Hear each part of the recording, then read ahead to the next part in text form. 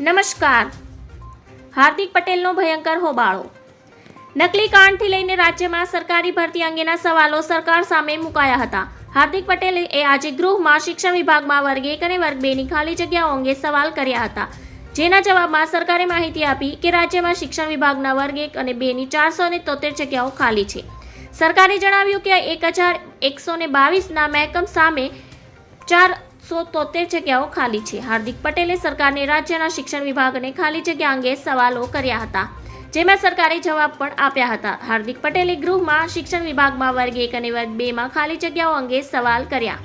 વિધાનસભા ગૃહમાં ફરી એકવાર જોરશોરથી નકલી કચેરી કાંડનો મુદ્દો ગુંજ્યો હતો. આજે ધારાસભ્યોએ નકલી કચેરી કાંડને લઈને ગૃહમાં પણ નારા લગાવ્યા હતા. આ પછી ધારાસભ્યોને એક દિવસ માટે સસ્પેન્ડ પણ કરાયા હતા.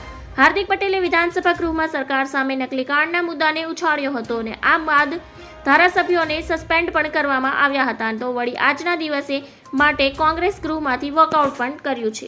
ધન્યવાદ. જય